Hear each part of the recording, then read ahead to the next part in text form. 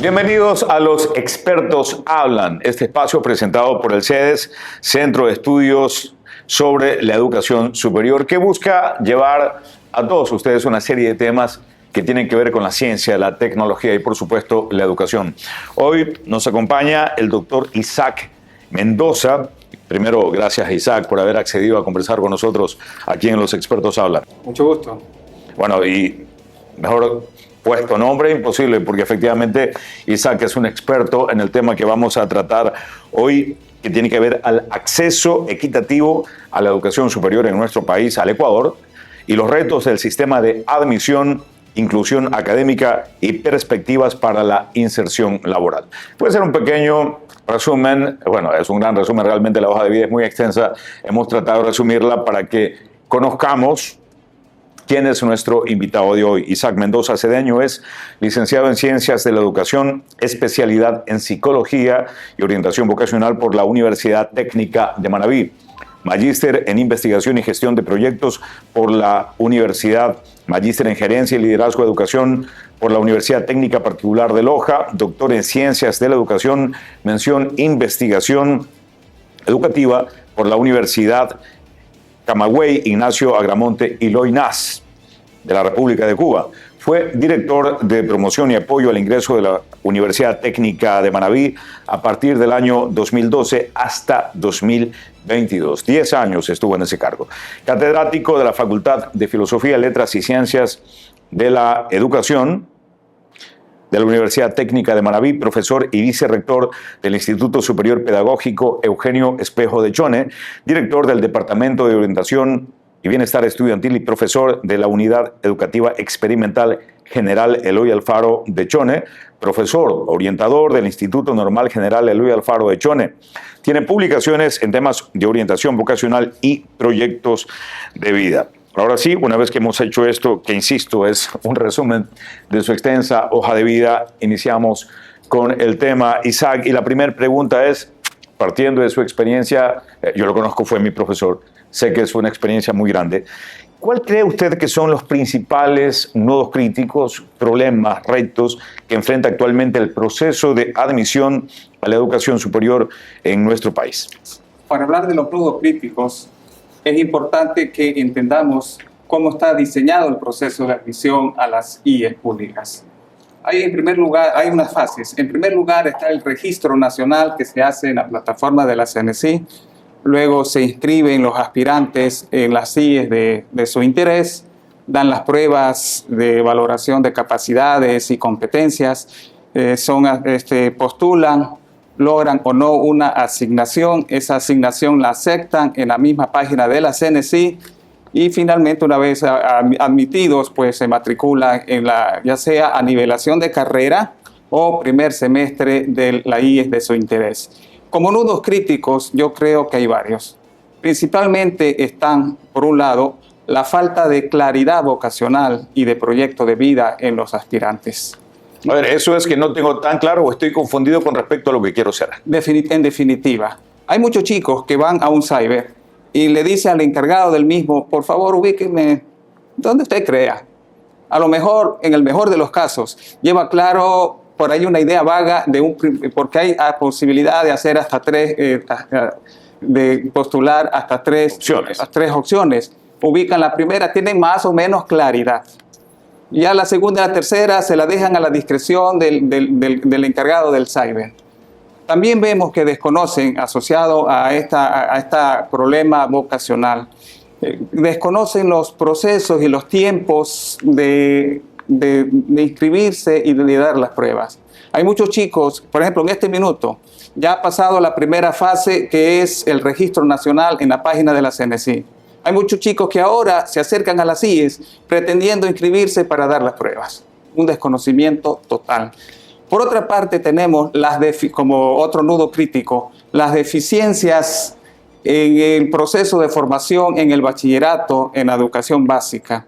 Esto hace que los chicos carezcan de esa capacidad de pensar, vengan con profundos vacíos en las áreas de conocimiento que sustentan las diferentes disciplinas en las ofertas. Eso me lleva a la siguiente pregunta. ¿Esto cómo afecta a la equidad? Porque aquí ya empezamos a tener realidades distintas, quizás no absolutas, pero sí distintas en lo que es la educación pública y la educación privada.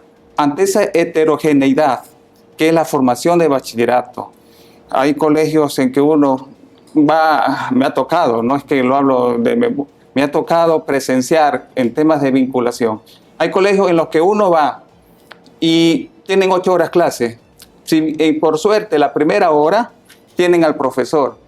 De allí, segunda, tercera, cuarta y quinta horas sin profesor ausente. O bien porque el colegio no tiene el docente o sencillamente por alguna razón no asistió él mismo. Y al final, pues tendrán la última hora de clases. ¿Qué de vacíos? Eso nomás es uno de los síntomas. ¿Cómo afecta la equidad? Pues los chicos que proceden de colegios, de zonas marginales, de zonas rurales, vienen con profunda desventaja en relación a chicos que vienen también de colegios públicos, pero con otro nivel realmente que garantizan una mejor calidad, o de colegios particulares. Hay una desventaja terrible en relación a estos jóvenes respecto a los otros. Esa es una brecha generada casi que desde la procedencia, más que del nivel socioeconómico. Por las dos cosas. Yo creo que va por las dos cosas. Por el nivel socioeconómico, muchas veces se tienen que abandonar los estudios, porque no alcanza. Si bien toca trabajar y en lo que haya, porque tampoco hay trabajo formal. ¿Qué otros nudos críticos? Hay una sobrevaloración de parte de la sociedad de determinadas carreras respecto a otras que las miran con desdén o sencillamente desconocen a esas otras carreras. También tenemos que las IES afrontan problemas de presupuesto. En los últimos años, en vez de haber un incremento para la educación superior ante la mayor demanda de postulantes, lo que ha habido es un decrecimiento, una reducción del presupuesto. Y también hay una desarticulación entre la educación media y la superior. Hay un divorcio. Hay un divorcio. Un divorcio en el que terminan perdiendo son estos jóvenes, en definitiva. Ahora, ¿de qué forma los sistemas de admisión pueden nivelar, si se quiere, o hacer que la brecha no sea tan ancha, tan amplia entre estos diferentes extractos que tienen el mismo deseo, el mismo objetivo, la misma ambición, que es lograr un título profesional? Yo creo que podrían y deberían hacer 3 cosas fundamentalmente. Ante esa carencia de una debida orientación vocacional, yo creo que las IES públicas, deben promover sistemas, servicios de orientación vocacional y profesional a la par de cursos de capacitación en las lógicas y en los contenidos de evaluaciones que tienen. Eso por un lado. Por otra parte... A ver, ¿pero para sus propios estudiantes o dirigidos a los aspirantes? Yo creo que deben ser generosos, debe ser abierto. Porque no se puede imponer a un joven que a lo mejor pretenda una carrera que no haya disponibilidad en la IES en la que está ofertando, a encerrarle a que solo tenga opción a esa IES. Hay que ser generosos. Claro, yo no tengo medio ambiente, aquí no puedes venir. Así es, en definitiva.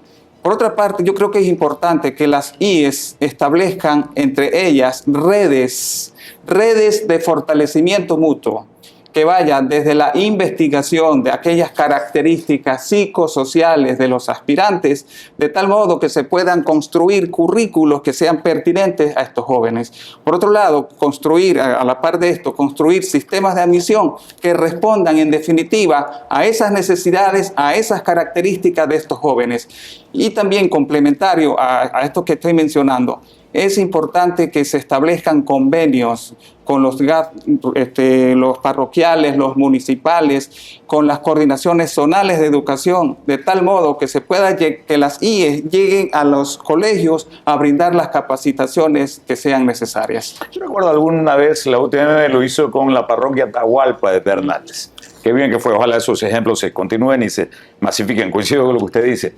A ver, en ese sentido, cada gobierno, yo no dudo que tengan la mejor intención y producto de esa intención establecen ciertos mecanismos para tratar de ser equitativos. El tema es si funciona o cómo la gente lo asume. Ahora mismo causó cierto revuelo en la opinión pública ecuatoriana el que a los aspirantes que pertenecen a la comunidad LGBTI, Q+, se les dé puntos, al igual que a mujeres que han sido víctimas del maltrato, a madres adolescentes y los ya conocidos miembros de alguna etnia o cultura de nuestro país.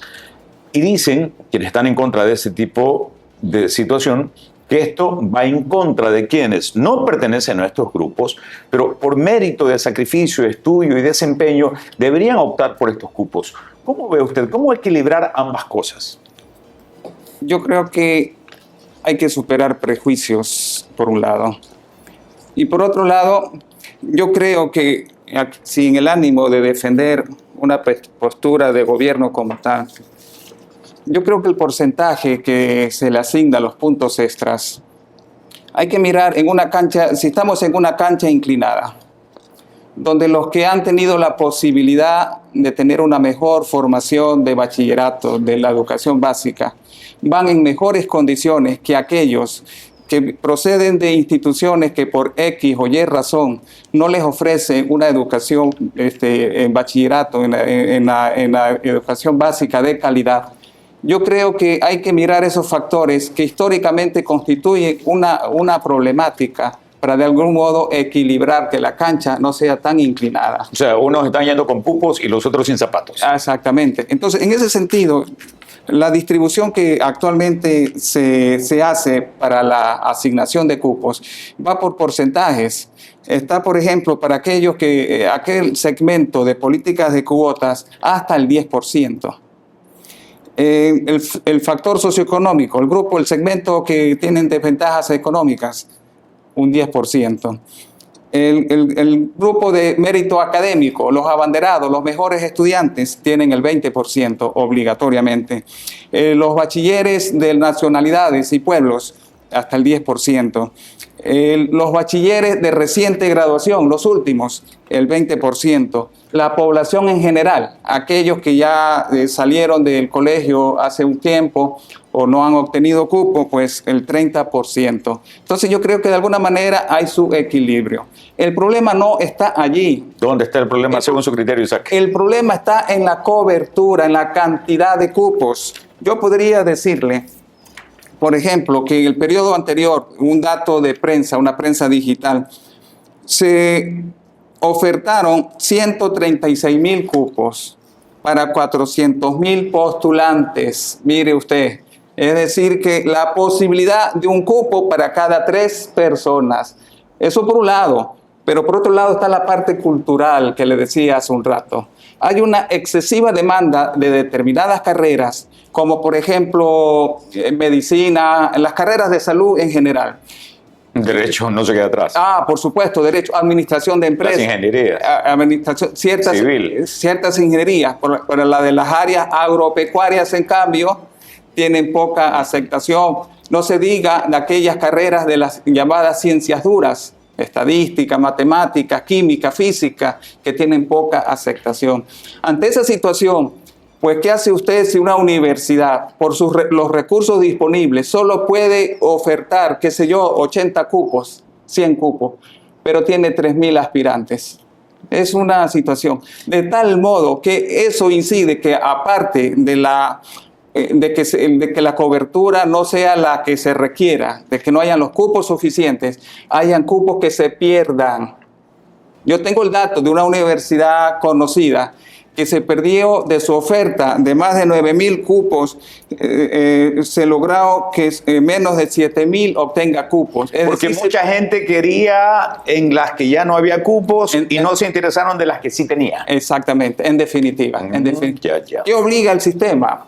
También un poquito, y hay sí una falla de sistema como tal. Se le asigna poco presupuesto, se le disminuye el presupuesto a las universidades, pero por la presión social se les exige de parte de la CNSI que aumente su oferta. ¿Qué hacen muchas veces las universidades? Pueden aumentar en aquellas carreras en las que tienen menos acogida, y allí también un factor de desequilibrio. Usted estuvo, Isaac, mucho tiempo dentro, y cuando uno bucea no ve lo que sucede en la superficie. Ahora que tiene algunos años fuera, ¿cómo puede evaluar, ya con una perspectiva más general, si se quiere, el rol de las universidades, las IES, para ser equitativos en esto del ingreso? Lo que decía un poco hace un rato. En primer lugar, yo creo, y aquí veo una cosa interesante en este Centro de Estudios de Educación Superior, que se debe realizar realmente una caracterización, una investigación de quiénes son los aspirantes a nuestras instituciones. ¿Por qué tienen unas carreras más acogidas que otras? Eso por un lado. Por otra parte, se deben fortalecer los procesos de admisión como tal, que no solamente debe ser un proceso de nivelación en aquellas materias fundamentales para continuar con éxito sus estudios, sino que además y fundamentalmente tiene que ver con la cuestión de orientación en sentido global. No solamente la orientación profesional, que es importante, que la orientación profesional no termina con la elección de una carrera. Una vez elegida una carrera con claridad de cómo se está eligiendo, se debe tener también una proyección de qué quiero hacer y qué quiero ser a través de esa carrera, desarrollo profesional como tal. Pero también se debe orientar al estudiante en aquello que es la parte humana, su desarrollo como persona, porque si no la educación deja de ser tal y se constituye en mera instrucción.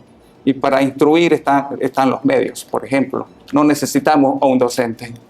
A un docente le necesitamos, a una institución formadora de personas, de profesionales, le necesitamos para, además de formarle en competencias profesionales, formarle como persona, que se conozca, que se comprenda, que se acepte y que conozca y desarrolle la posibilidad de relacionarse adecuada, positivamente con los demás y con la sociedad.